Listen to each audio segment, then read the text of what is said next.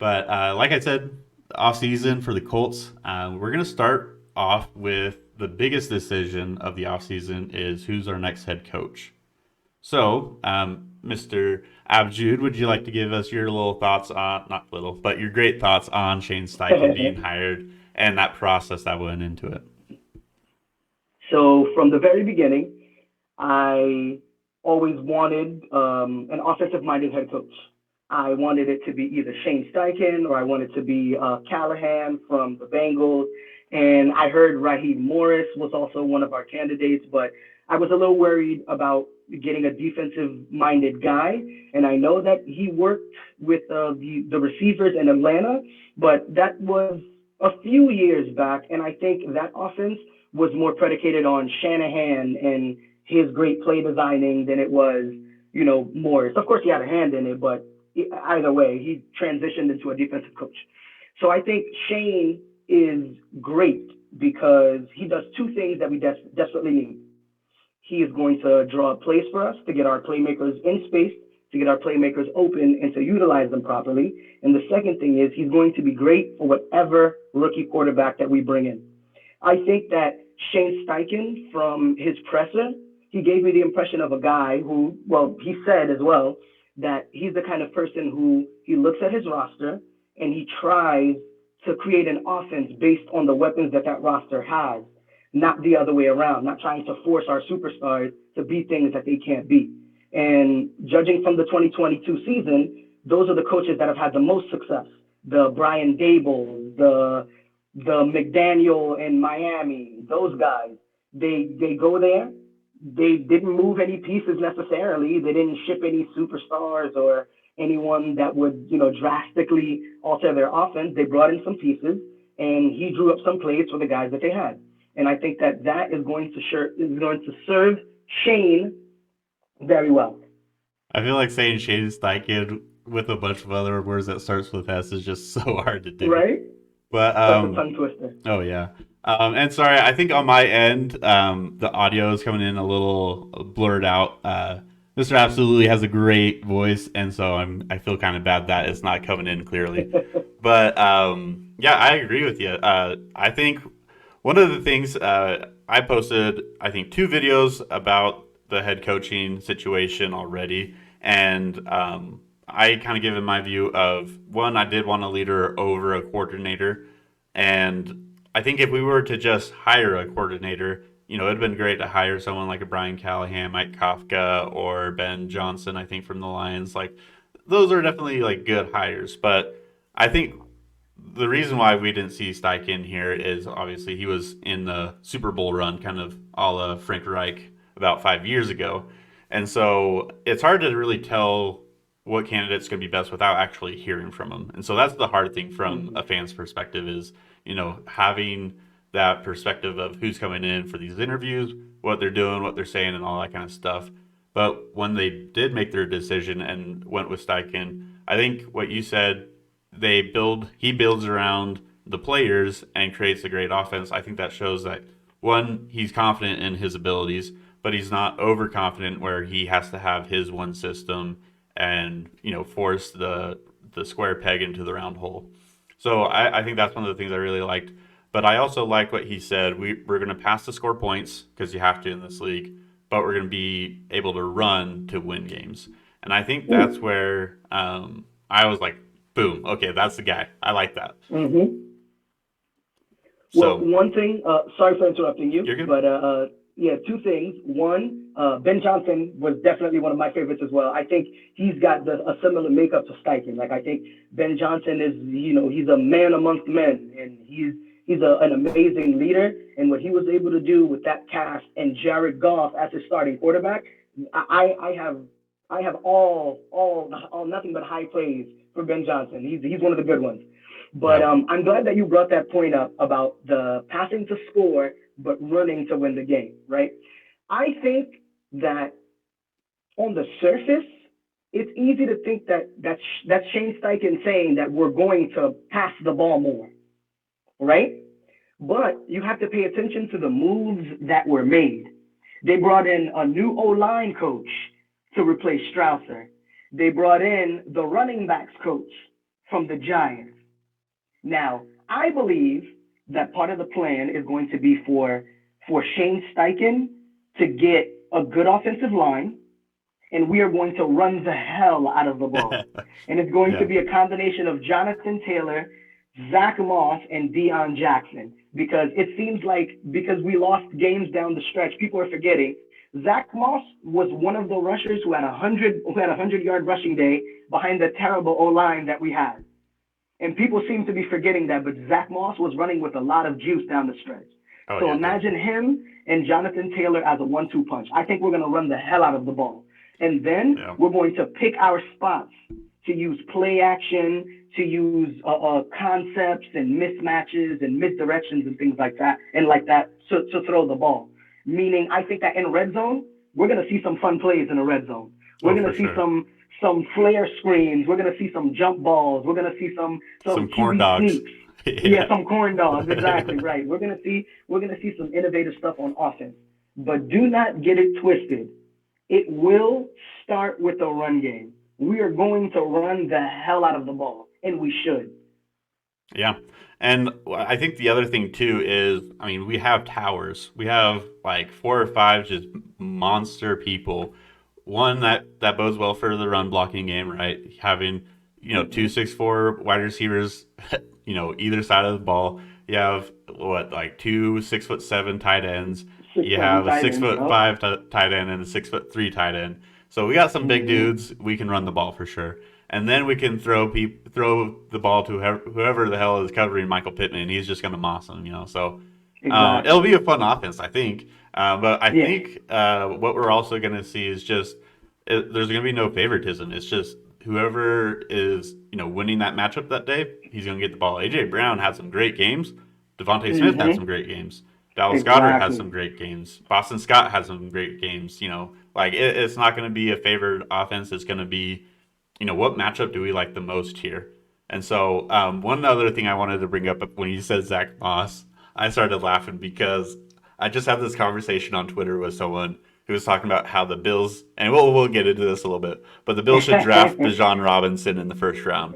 And I was like, Mm-hmm. you can do that. Great, great pick. Bijan Robinson's a good running back, but you're not going to get the full value out of Bijan Robinson in that offense because you haven't gotten any value out of a Evan Singletary, out of a um, Cook that they just Mm-hmm. drafted, and you haven't got anything out of Zach Moss. And then it took Zach Moss 5 games with a bad offensive line in Indy to get his first 100-yard rushing game. And so it's You, like, you were right the first time. A bad offense. exactly, yeah. Yeah. But like also, to kind of throw the extra layer there, the bad offensive line too. And so, Mm-hmm. um, the whole deal was like you can take Bijan Robinson, but just take someone that's going to be more valuable to your team is all. Right. But yeah, so that's Shane Steichen. I think that kind of leads us into our next little topic here. I think probably the hottest button right now that we can go with, and that is who we think the Colts are going to take in the first round. Are we going to trade up? Are we going to stay put and just hope our quarterback lands there? What are your thoughts? Okay? What do you want, and what do you think will happen? Okay. So what I would want, right, is for us to take pick 36, take a pick in the third, and Kenny Moore, send them over to the Chicago Bears for Justin Fields. Let them draft whoever they want at one, and we can take pick four and trade it back for a decent haul, like Ballard loves to do. Stack up the rest of the offense, and I get, Justin Fields already has 2 years on his deal. He has 2 years left and most likely the fifth year option. So, but I think that he presents us with a unique situation where he meets all of Ballard's prototypical size, weight, speed, athleticism, and he is in a similar mold to Jalen Hurts, except he's 6'4". So I think that Shane Steichen would have similar success with Justin Fields as he would have with Jalen Hurts because Justin Fields has rare rushing ability. And he's very underrated as a passer. And I know people are going to look at his numbers and say he hasn't been good and he hasn't done this. But those people also forget that he came from the University of Georgia and he went to Ohio State where he was then surrounded by those weapons. We can't really fault him or say that, he's an Ohio State quarterback, so he will most likely won't translate. We haven't really been lucky, but I feel like also an Ohio State fan. We haven't really been lucky, but I feel like Justin Fields did not fit our mold of a prototypical quarterback. Even when we got him, I thought to myself, like, that's not the quarterback that Ohio State typically gives. It's either he's an elite runner, but not really a good passer. But I think Justin Fields has rare deep ball ability. And I think if you give him some weapons like Michael Pittman Jr. or Alec Pierce or Ogletree or Jelani Woods, you give him some big bodies who have really good hands to throw to, I think he can definitely thrive. You draw up some stuff for him, and how many running backs, let alone quarterbacks in the NFL, can rip off 60, 70-yard touchdowns in a blink of an eye. Yeah. Yeah, so There's that's not what many. right. So that's what I would want personally. And Ballard was also in love with Justin Fields the year that he was coming out, but somehow we ended up with Carson Wentz. Yeah. Yeah. Yeah. So, but what I think will happen though, because of the kind of GM that Ballard is, and because of his track record and the ways that he's behaved in other drafts, I think that he's going to stay pat at 4. I don't think that any of these guys in this draft move the needle so much that there's a huge gap between 1, 2, or 3. There might be a gap between 3 and 4, but I don't think that the gap between 1, 2, and 3 would be worth what even the Bears I think would ask for us to jump to number 1. Like that's a huge price to pay to jump up 3 spots. And let's say, for example, hypothetically speaking, we trade all those assets and then we draft a quarterback at 1, but we picked the wrong one. Now it's like not only are we set back because we have the wrong quarterback, now we have to find ways to recuperate assets because then next season, if Ballard is gone, our next GM is going to have to come in. He's going to have to ship off some superstars.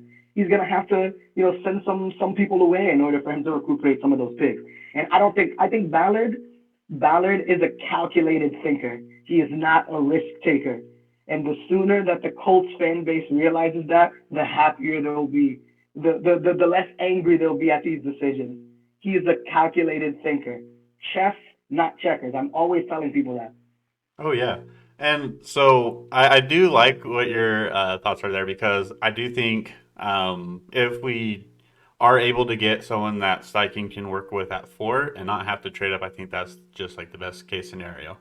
What I want to happen is something that I think what became possible the moment that I wanted to remember his name, but the tight end for the Texans just balled on the Colts at Oh week 18. yeah, Forget his yeah. name, but he's a good tight end. Mhm. But whoever it was just balled out and just stole the number 1 pick away from the Texans. And That was amazing. I'm sure Lovey Smith was happy about that too, to be honest. But um, no, I as soon as that happened, I was like, perfect. The Colts have a relationship with the Bears. They have their old head coach. I'm sure something's going to happen between them this offseason to get that number 1 pick. So that's what I want to happen. I think kind of building off what you're talking about with trading for Justin Fields is I think we can make this package work without selling the whole farm. I think Kenny Moore is a very interesting player to put in there, but I think also, um, I am just about to lose his name. Um, who's our safety from Utah? Blackman. Julian Blackman. Yeah, Julian Yeah, Blackman. I think he's also someone, mainly because Rodney McLeod. Mhm. Not McLeod, the other one, Oh, Rodney Thomas. The other one. Rodney The other one. Thomas. Yeah, Sorry, I'm just Rodney all over the Thomas. place. Yeah. Yeah. But It's okay. Yeah. I think Rodney Thomas makes Julian Blackman a little expendable for the right Expendable. deal, Mhm. and Kenny Moore as well. I don't think both of them get put in this trade, but I think you have some trade pieces that Eberflus is interested to bring into his team. I don't think we're going to trade a DeForest Buckner or a Grover Stewart. I don't think that's going to happen. But I think there's a lot of pieces that can be used in this trade to make it to where it's okay. Obviously, it's going to be the 4th overall pick. That's a no brainer. And then it might save us not having to do a full first round, second round kind of deal, and make this trade a little bit more manageable.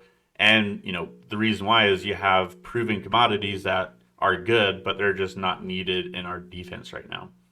And so that's what I want to see happen. I don't know if that will happen, but I think that would take a lot of the draft compensation load out of it. And that might be good for the Bears who want to get going right now, I would assume. They're going to take some defensive players in the draft, and obviously they need to get some wide receiver help somehow. But I Mhm. think that helps out both sides really well. I don't know the exact compensation, but that's what I want to happen. And the reason why is, for one, I think it's good to show a lot of trust and confidence in your quarterback trading up to get number one. That's kind of just the people side of the move. And then also, you have the Texans, which to me, that's where it becomes really hard to sit is like, what if the Texans take the dude that we want and we don't want to see him for the next 4 years, five, 10 Mhm. years? So that's kind of my thinking when it comes into trading for that first pick. But what I do think is kind of along your lines is maybe the Texans trade up to number one and kind of just outbid us because the Bears don't have to drop far. That kind of removes the temptation to sell the farm, and that might be a good thing. And then what I think happens is Ballard takes either Stroud or Levis, and we can kind of talk about some of these prospects. But the reason why I say Stroud and Levis is kind of what you said, size wise, it makes a lot more sense.